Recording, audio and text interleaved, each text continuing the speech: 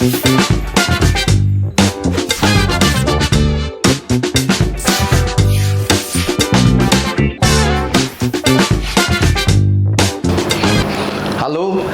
insan ombudsman di seluruh Indonesia dan seluruh pemirsa.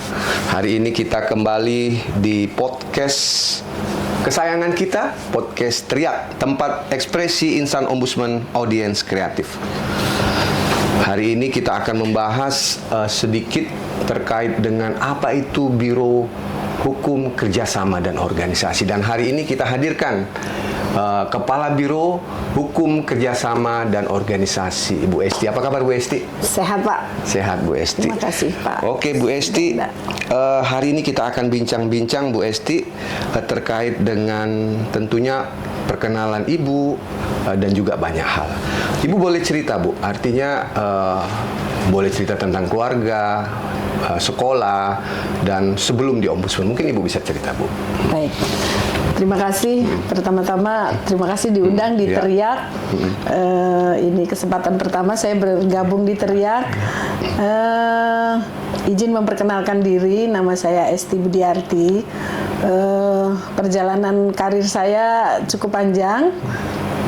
Bulan Maret ini sudah 30 tahun, Pak. Sudah 30 tahun ya. Saya mengawali karir sebagai ASN pertama tahun 94 itu di 94. Dinas Pembinaan Hukum TNI AL. Jadi saya bekerja sebagai ASN di TNI, sehingga di situ saya banyak berkenalan, bertemu dengan pimpinan para TNI. Nah, saya bekerja selama 13 tahun sebagai Kasubag PU. Di sana ya Bu ya? Ya, di Cilangkap. Di Cilangkap? Ya, Mabes AL Cilangkap. Waktu kerja dulu pakai pangkat-pangkat juga nggak? Belum. Waktu saya bekerja itu belum. Jadi cuman bedanya kalau kami golongan 3 pakai baju safari. Oh, safari. Ya, kalau sekarang kan warnanya coklat. Coklat ya? Ya. Oke. Ya, lanjut Bu Esti, habis dari Cilangkap Ibu kemana Bu? Saya 13 tahun di Cilangkap, saya pindah di Kementerian Kelautan dan Perikanan karena memang background saya hukum. Saya merasa 13 tahun sebagai Kasubag PU sepertinya tidak akan bisa masuk ke bidang ilmu yang saya tekuni, sehingga saya pindah ke Biro Hukum Setjen Kementerian Kelautan Perikanan. Tahun berapa itu Bu? Tahun 2007. 2007 artinya Dinas Kelautan baru itu ya Bu ya? Baru-baru ya itu ya? 2007 KKP 7 tahun berdiri. Udah 7 karena tahun berdiri KKP ya? ini berdirinya bareng dengan Ombudsman. Oh iya. Setelah reformasi sama-sama dari Presiden Gus Dur. Lalu saya di Biro Hukum ditugasi untuk sebagai Kasubag Konvensi Internasional, di mana di situ tugas pertama saya adalah meratifikasi konvensi internasional. Saya bekerja di Biro Hukum selama 5 tahun, Pak. 5 tahun di Setjen itu. Lalu di setiap direktorat teknis itu ada kepala bagian hukum. Ada, iya. Lalu saya mendapatkan promosi naik eselon 3 tahun 2012. 2012 ya? Iya, jadi saya di Biro Hukum 5 tahun. Jabatan apa itu? Kabak apa Bu? Kepala bagian, pertamanya itu kepala bagian Hukum Organisasi Humas. Oke, Hukum Organisasi Humas ya? Ya, saya 5 tahun, 2012 sampai 2017. Lalu 2017 sampai dengan 2023 itu kepala bagian hukum kerjasama Humas. Jadi HKH, HOH dan HKH. Masuk di HKU udah pas sekali ya? Iya. Ya? Oke. Justru itu Pak, saya kenapa tertarik masuk ke Ombudsman, karena saya merasa punya background, ada hukum, ada organisasi, ada kerjasama yang tidak ada di sini Humas. Tahun berapa Ibu gabung di Ombudsman Bu? Tahun 2023, 1 September 2023. Jadi saya per hari ini adalah 1 tahun 1 bulan, Pak. 1 tahun 1 bulan. Ya. Nah, Bu Esti, mungkin Ibu Esti bisa ceritakan sedikit nih kepada insan ombudsman dan pemirsa, apa saja sih yang dikerjakan oleh Biro Hukum Kerjasama dan Organisasi? Mungkin singkat saja memberi gambaran seperti apa, Bu? Ya, terima kasih, Pak. Jadi Biro Hukum Kerjasama Organisasi Kalau hukum itu ada 3 hal yang saya bisa sampaikan. 3 hal itu terkait regulasi, kemudian yang kedua advokasi, advokasi atau bantuan hukum, kemudian yang ketiga itu diseminasi jaringan dokumentasi informasi hukum, JDIH. Itu 3 hal. Lalu kalau kerjasama, ini kita punya dua substansi besar, yaitu kerjasama dalam negeri, kerjasama luar negeri. Untuk kerjasama dalam negeri, kita juga mengelola adik-adik magang. Oh, banyak yang magang Bu di Ombudsman ini? Lumayan ya? Jadi setiap hari itu existing itu sekitar 30-40 orang. 30-40. Bagaimana tanggapan mereka selama magang? Saya setiap bulan melakukan evaluasi terhadap adik-adik magang ini. Saya tanya kendalanya, keluhannya, dan pendapatnya setiap bulan saya tanyakan. Dan rata-rata mereka sangat mengapresiasi karena mereka dilibatkan. Bahkan untuk pekerjaan-pekerjaan substantif mereka juga dikenalkan, sehingga mereka merasa menjadi bagian dari Ombudsman. Dan mereka rata-rata betah, Pak. Betah ya? Iya, betah. Jadi itu bagian kerjasama dalam negeri ya Bu ya? Iya.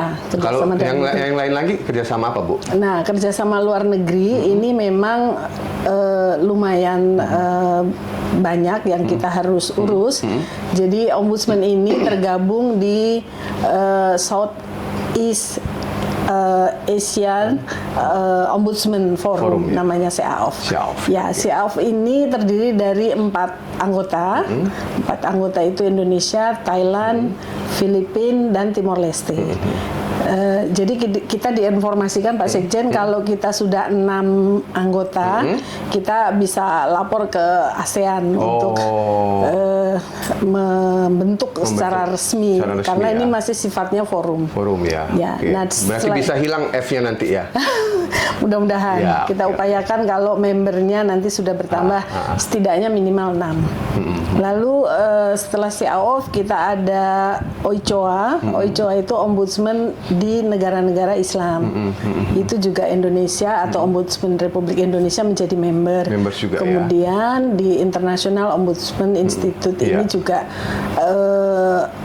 Ombudsman juga menjadi member juga ya. Asia juga ada juga. Bahkan pernah menjadi board member, masih board member kita? Masih. Jadi pimpinan kita Bapak Muhammad Naji itu menjadi salah satu board member di Ombudsman Asia. Ini ya lumayan membanggakan Pak. Ombudsman ini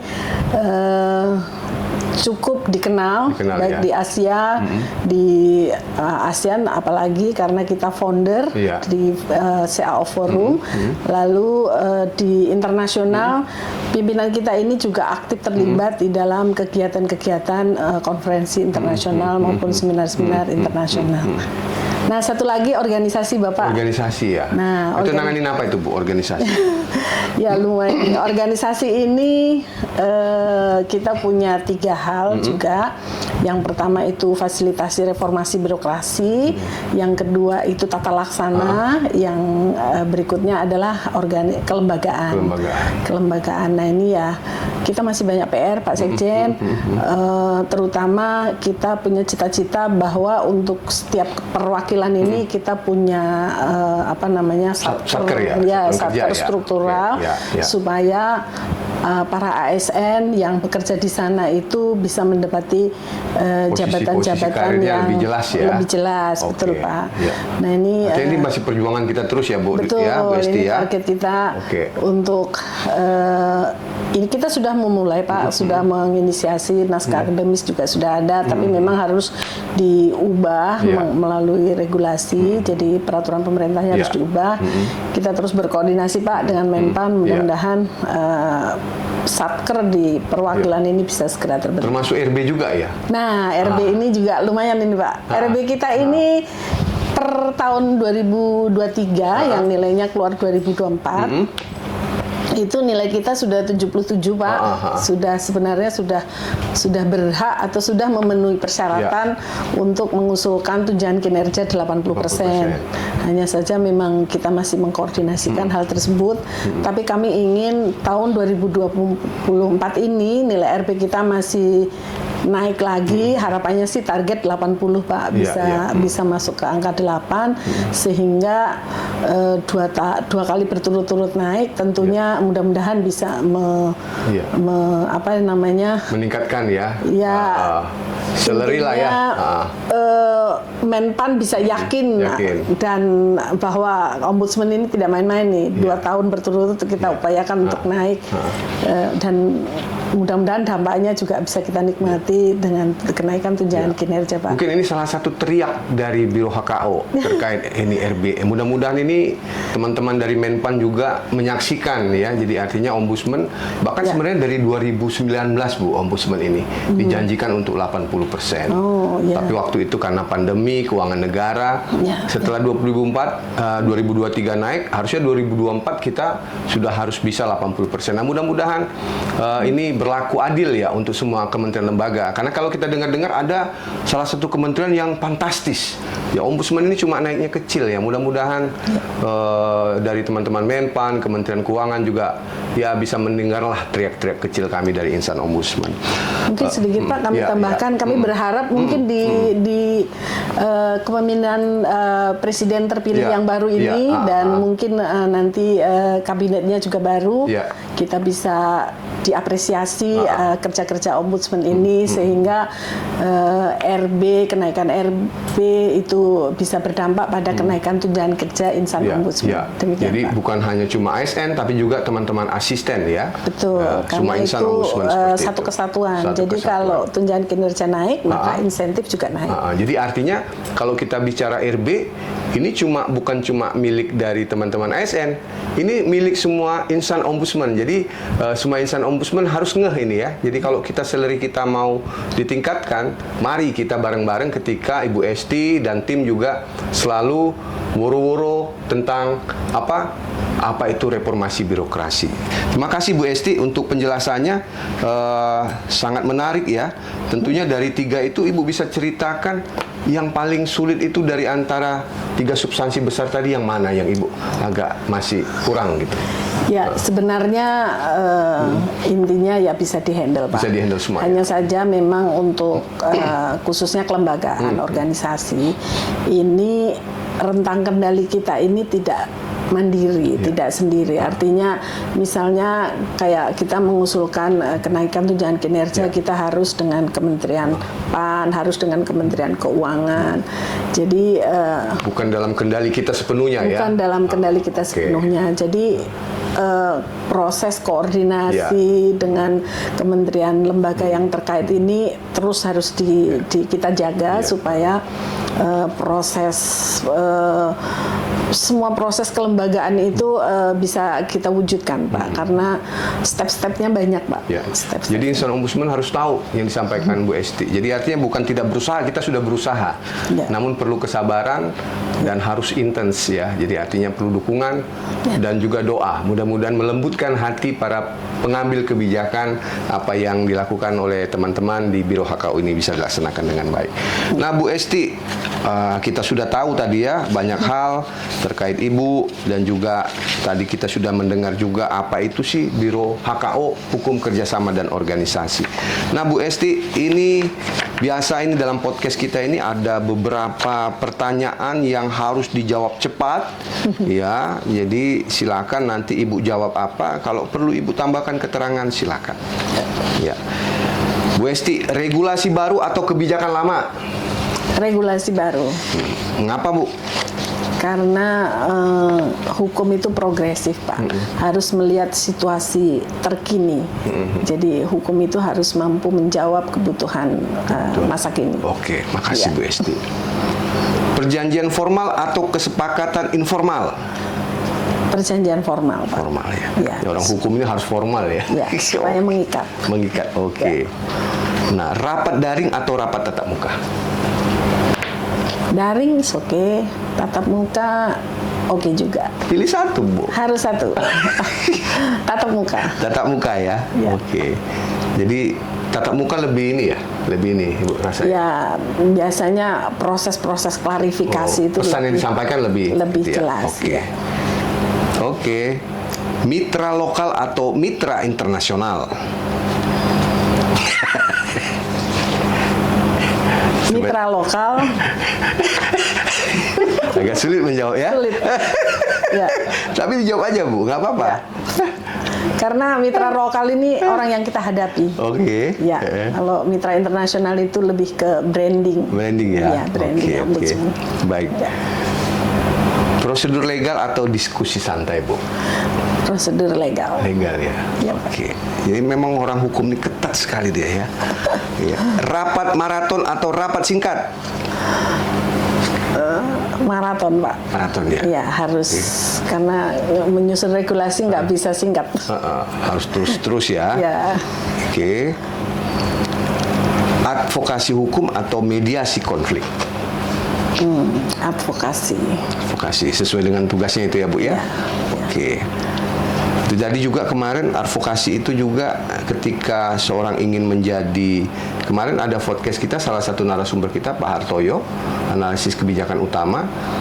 Orang untuk menjadi analisis kebijakan utama itu harus kuat di advokasi. Itu Pak Hartoyo kemarin menyampaikan seperti itu. Laporan panjang atau ringkasan singkat? Ringkasan singkat. Ringkasan singkat. Saya nggak suka bertele-tele. Nggak suka bertele-tele. Ya. Penegakan hukum atau edukasi publik? Nah, ini saya edukasi publik. Edukasi. Penegakan hukum itu last choice. Last choice. Jadi Ya. pilihan terakhir lah ya. Ya. Oke. Ini sangat bijaksana Ibu Karo kita ini ya. Analis kebijakan atau pengacara publik? Analis kebijakan. Analis kebijakan. Oke. Nggak suka Ibu pengacara publik? Tidak pada jalurnya, Pak. Jalurnya ya. Jalurnya di kebijakan publik. Oke, baik. Pelatihan internal atau workshop eksternal? Workshop eksternal. Eksternal. Lebih mengena. Nah, Ya. Oke. Karena lebih banyak di sana ya, Ya. Stakeholder yang bisa Ya, bertukar berinteraksi. pikiran ya. Ya. Oke. Komitmen tertulis atau persetujuan lisan? Komitmen tertulis. Tertulis. Ya. Hukum sekali itu ya. Rapat mingguan atau laporan bulanan? Rapat mingguan. Mingguan, oke. Biar Biar langsung rentang update terus ya. kendalinya tidak terlalu panjang lama. ya. Ya. Oke. Nah ini Bu, isu sensitif atau isu reguler? Ya. Hukum itu Isu reguler saya reguler kira. ya. Oh, jadi yang menangani isu-isu yang itu ya, yang memang sering muncul dan sebagainya itu ya. Ya, sebenarnya Oke. itu isu itu bukan barang baru sebenarnya barang kalau baru, ya. dalam konteks regulasi. Hanya biasanya ada interest tertentu Ya. itu yang Ada subjektif mungkin. juga di situ ya. Ya. Oke. Tapi sebenarnya kalau ini reguler saja Oke. sebenarnya. Audit kepatuhan atau penilaian risiko? Penilaian resiko. Oke. Negosiasi alot atau kesepakatan cepat?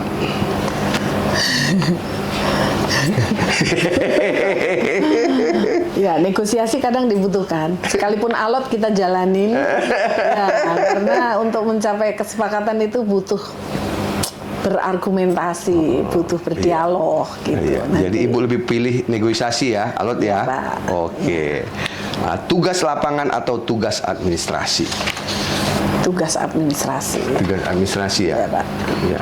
Karena Ibu dari awalnya dulu dari TU ya Bu ya? Ya, TU, sudah tuh kabak hukum, jadi semuanya administrasi ya Bu ya? betul, Pak. Baik, terima kasih Bu Esti. Ini sudah 18 menit 51 detik. Jadi artinya memang di awal-awal ini Bu Esti kita sekitar kisaran 20 menit ke bawah. Jadi ini baru memperkenalkan figur-figur ombudsman, dan nanti juga kita bisa masuk nanti teman-teman dari keasistenan dan sebagainya. Jadi kita ingin memperkenalkan, nanti juga kita baru masuk ke hal-hal substansi. Nanti Ibu Esti juga berkenan, nanti kami undang sekali lagi.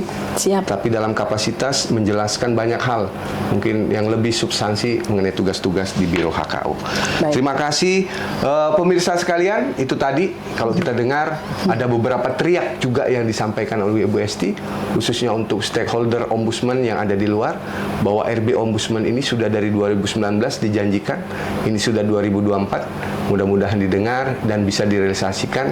Ya paling tidak di 2025 80% itu bukan hal yang terlalu luar biasa juga ya untuk lembaga negara, karena rata-rata sekarang sudah di atas itu. Ombudsman sebagai pengawas pelayanan publik tentunya harus juga diapresiasi ya dengan hal-hal yang demikian. Mudah-mudahan teriak kecil ini bisa didengar oleh stakeholder kita. Nah, teman-teman sekalian, ada lagi nilai-nilai tadi yang disampaikan bahwa Ibu Esti itu dia tidak hanya puas dalam satu kondisi. Ya, kalau Bu Esti mungkin bertahan di tempat itu mungkin cuma kasubag-kasubag. Tapi sekarang nyatanya bisa sampai ke titik saat ini adalah duduk di eselon 2, bahkan mungkin nanti bisa lagi ke eselon 1, bahkan lebih lagi ke depan. Kita doakan karir Ibu Esti semakin baik ke depan. Terima kasih. Teman-teman podcast, terima kasih. Ini podcast kita hari ini. Tetap saksikan podcast Teriak. Kita masih juga menginginkan para pemirsa, rekan-rekan sekalian untuk like, komen, dan subscribe agar podcast ini semakin seru ke depannya dan bermanfaat untuk kita semua. Terima kasih. Sampai jumpa di podcast berikutnya.